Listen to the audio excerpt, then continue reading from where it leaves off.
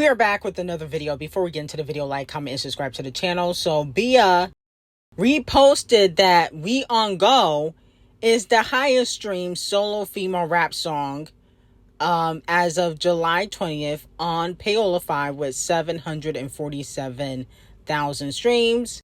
Currently on track to surpass 70 million streams total.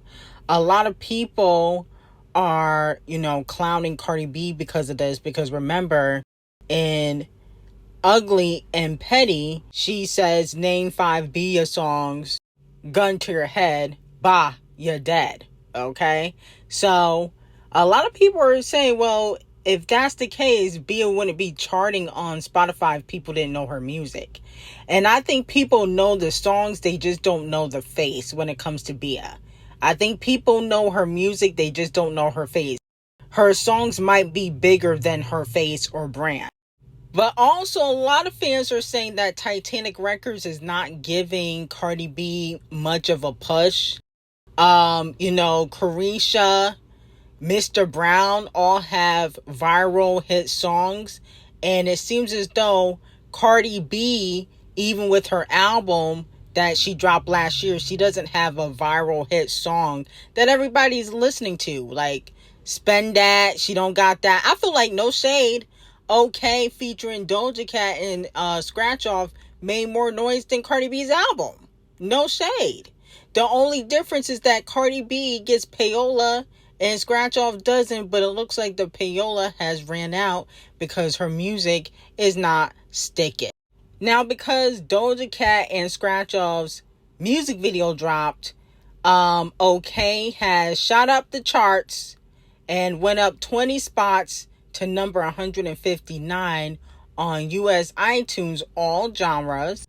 Scratch Off song also went to number 47 on the iTunes hip hop chart. And when they go on tour together, a lot of fans are speculating that the song will go top 10 once Doja Cat and Scratch Off perform together on their tour, because I believe Scratch Off is opening up for Doja Cat for her North American leg for the tour.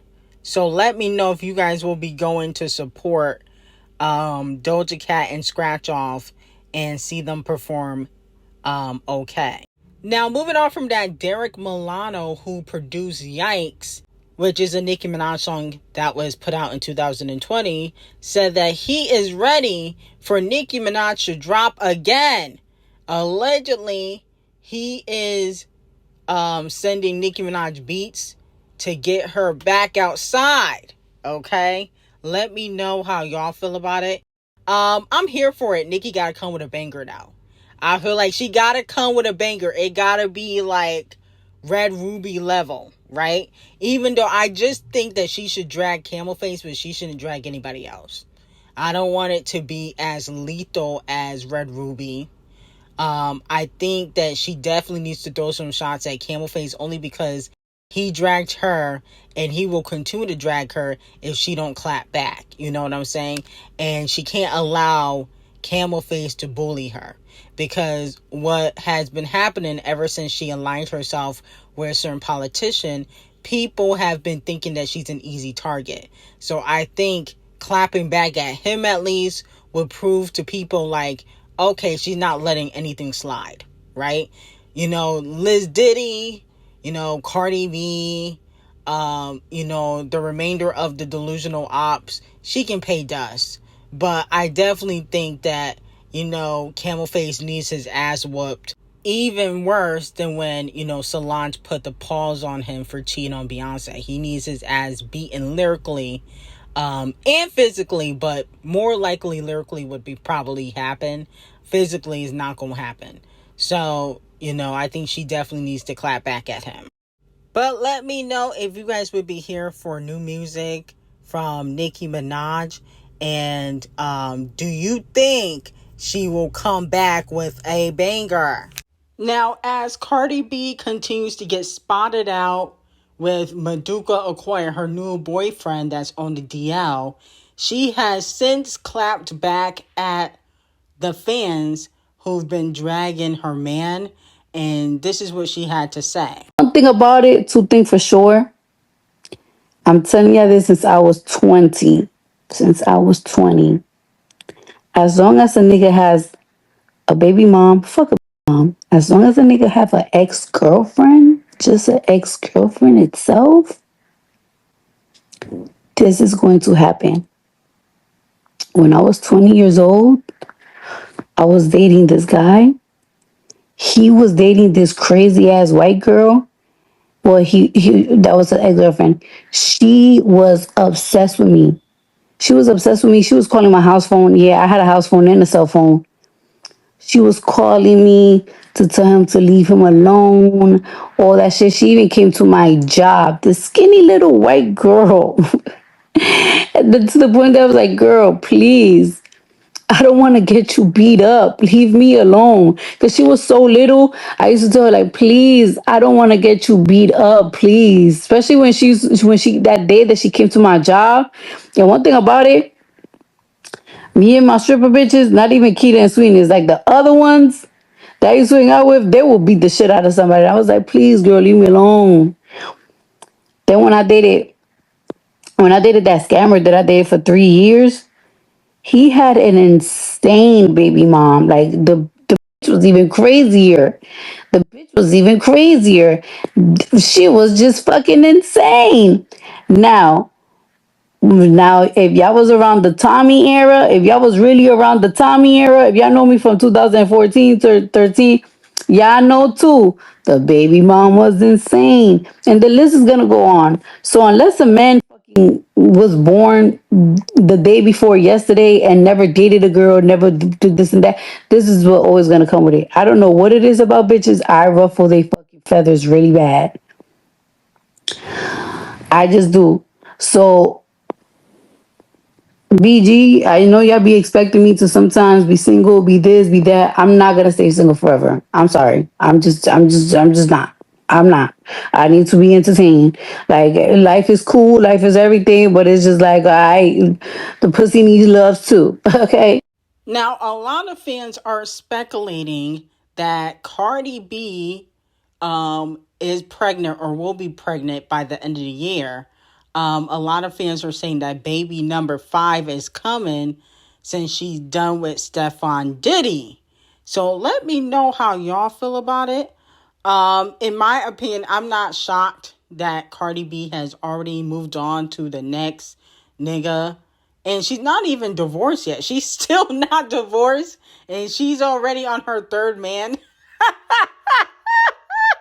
Oh my goodness.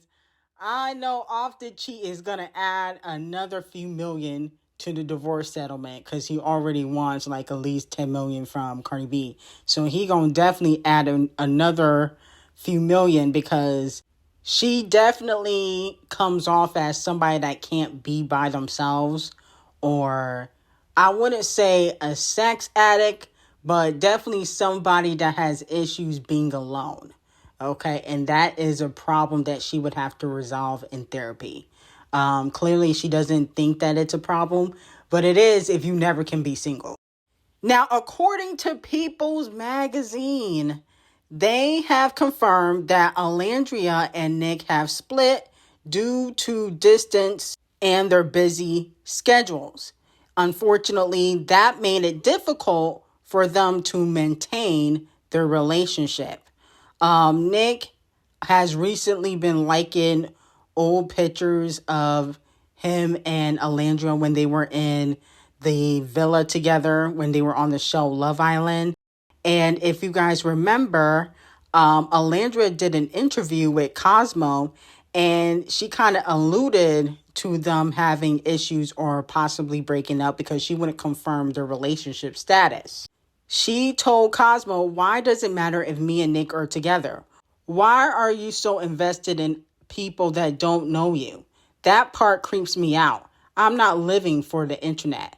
And she also said how she wanted to continue to maintain her relationship with Nick privately, okay, not publicly, even though they publicly got together because they was on a dating show. So let me know how y'all feel about it. It seems one swirl is down, but two other swirls are next to see if they will break up too. We got Trinity and Bryce, and then obviously Anaya and Carl. So let me know if you guys think those relationships will last, or do you guys think eventually they will end too? Okay. Now, in my opinion, if y'all been on my Patreon, I already told y'all that eventually Nick and Olandria were going to go their separate ways. I wouldn't be shocked if they were already separate and they were just keeping up with, the appearance of being together because they didn't want to get clowned, right? Because everybody expected them to break up sooner. And I like Olandria. Don't really care for Nick that much, but I do like Olandria. But I've always said that I felt like Nick was a little bit more immature compared to Olandria, and I feel like she needs somebody that's like a Damson Idris, Michael B. Jordan might be a little bit too old for her, but somebody with a little bit more class and etiquette. That's something Nick don't really got. No shade. So I wasn't really shocked by them ending their relationship, but I will say I wouldn't be shocked if Olandria get with somebody that's, more popping, you know what I'm saying? And, Nick is probably going to go to, back to white girls. He's going to go back to the blondes and the blue eyes and the white girls that, he usually dates. Now, Drake appeared to be mocking ASAP the colorist's facial scar while vibing to Burning Bridges last night, pointing to his face as the line said, "Look in the mirror, see where talking get you." Okay, and as we know, in Burning Bridges, he's clearly dissing ASAP the colorist and Rihanna. Yo, baby mama didn't even post her single. That's what he says throughout the whole song. But this is the video everybody's referring to. Baby mama ain't even post a single. I'm off a quay, make my body tingle. Look in the mirror, see what talking get you. So as we can clearly see, he's referencing the scar that's on the side of ASAP the colorist's face, allegedly when he got into it with another ASAP member. And if you guys remember, he also was put on trial for shooting ASAP Rocky. But here's my thing. All this proves is that Champagne Thickums, in my opinion, is scared of Kendrick Lamar and Camel Face. And I'm going to tell you why. I like Champagne Thickums. Iceman is still one of the best albums that came out this year. But you got more smoke for ASAP the colorist than you do for Kendrick Lamar and Camel Face. You still haven't responded to what Camel Face said about you at the Roots picnic, but you out here still dissing ASAP the colorist and he's minding his business. Damn, Rihanna's coochie must be that good, okay? And I understand that, ASAP the colorist did diss Champagne Thickums in Don't Be Dumb. And all of his disses were trash. Let's just be, don't be dumb was trash. But you started it. The only reason why you have beef with ASAP the colorist is because of Rihanna. That's it. That's the only fucking reason why. You have no other reason to be beefing with ASAP other than the fact that you thought you were going to be the one to have children with Rihanna, which you openly admitted in an interview. You did. And she moved on and you feel some type of way. My whole thing is, though, with Drake is that you're the reason why the relationship ended. We can say, oh, Rihanna's a player and she was seeing Chris Brown and Drake and going back and forth with them, whatever. But she gave you a chance. Do you not remember? 2016, she gave you a chance. You gave that horrific speech at the Video Music Awards. She thought it was cringe. But she gave you a chance. You guys got matching shark tattoos and then you cheated. So that's my whole thing with Drake is like the victim mentality when it comes to the things he has done in his relationships. Is like you are the reason why people turn on you because of the way you be acting. So, I feel like it's kind of a chop to be kind of dissing ASAP when Camel Face just dissed you. And you threw some shots at Kendrick, but you really went hard at Camel Face and ASAP. You really went hard you dedicated a whole song to ASAP the colorist. Yet, you know, it seems as though you don't really want to smoke with Camel Face and Kendrick. You know what I'm saying? So that's why I say, like, you know, no shade to Drake. He can never be the king. The king of rap is Kendrick Lamar, because Kendrick ain't scared of nobody. And he don't have to click up. You know, Kendrick said is no big three is big me. He don't have to click up, and he addressed everybody. He addressed Young Thug.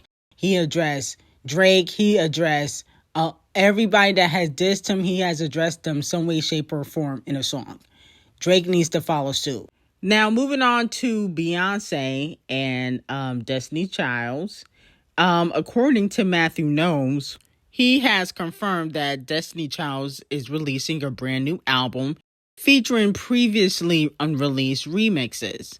The project includes dance mixes, urban mixes, guest appearance from rappers, with hints of a classic Missy Elliott collaboration. And she's also releasing a new version of B-Day. She's putting out a new version of B-Day as well. So let me know how y'all feel about it, and if you guys will be tuning in for the Destiny Child's reunion, possibly being Act 3. I got some very hot tea on Patreon, on Camel Face, Drake, Taylor, Selena, Champagne Thickum, Sexy Red, Take Heath on Patreon. Link will be in the description. I hope you guys have a great day.